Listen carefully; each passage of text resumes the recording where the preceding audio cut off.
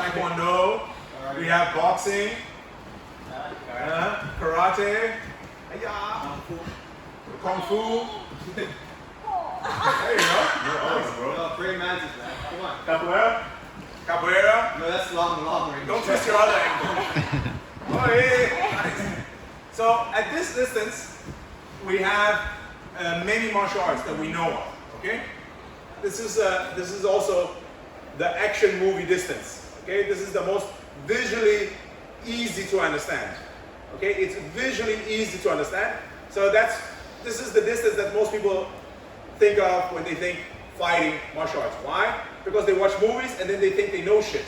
People watch movies and then they think they know shit. This is how it works. Yeah, that's another distance. That's another movie. So this is the first distance, and this is the striking distance. Okay. The second distance that we can talk about is when you're touching each other. Clinch. This is the second distance. All right. Clinch can include strikes. It can also include wrestling. What sports do we know that are mostly in the clinch? Judo, another sport. Wrestling.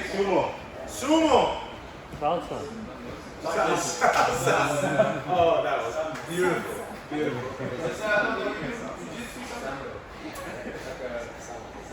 Sambo.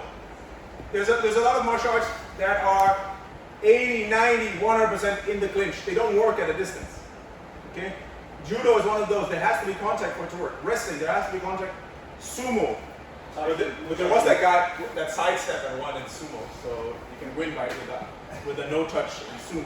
That was nice.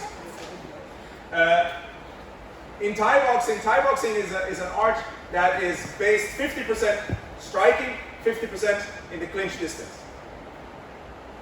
That's how much time they spend in the clinch. Most people, they think Thai boxing is just the kicks and the knees and the punches, but they spend so much time in the clinch. When you watch Thai boxing, when you study Thai boxing, when you train Thai boxing, the clinch is like 50% of the style. So those are the two distances, and these are the two distances that most people they know of. So we've got three more. The third one is up against the wall. This is a separate distance. Yes, it's clinch, but there's another element. The element is the wall. The wall can play to the advantage of the person getting pressed up against the wall, and it can play to the advantage of the person pressing against the wall. From here, you have all the aspects from the two other distances. Sometimes you can punch. You can also push away, create distance, but the other person is up against the wall. Or you can use the wall to create distance. So it's not just an in-between, this is actually a separate area where you have to work on. Some of the things from wrestling, some of the things from boxing will work here, but you need to train this specifically to be good at it. As you guys felt today, it's not that easy. Up against the wall can also be one person getting put down on their butt up against the wall, like we just practiced, because the wall is still in place. So there's a lot of things happening here. Again, I would say there's almost infinite possibilities if you include all these different techniques. All right. And now we come to the two last distances. And they're almost the same, but they're different. In the middle again, please. One of them is up. The distance is you're fighting from the bottom, and your opponent is up. So now this guy is our main character. There's there's infinite possibilities. You're down, the other person's up. It could be down and the other person's up like this. It could also be sitting up, like this. It could also be Oliver's partially on top of him, maybe like a half guard or knee on belly. It could also be Oliver's all the way in his guard, and you're on your back. It could also be you're on your knees, and he's on top. All of this is the same principle. You're the bottom fighter. You're working from the bottom.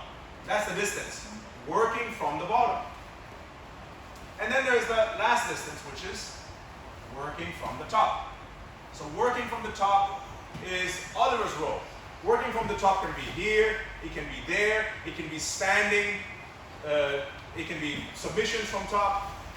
But this is how you should look at martial arts according to my worldview. There are 5 distances: the striking distance, the clinching distance, the wall distance, the working from bottom distance, and the working from top distance. When you start to divide martial arts into these 5 aspects, suddenly things become a little bit more simple.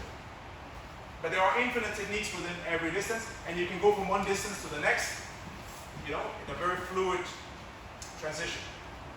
Question? I have 2 questions. 3 questions. If you're on someone's back, Yes. you're on the ground, you're below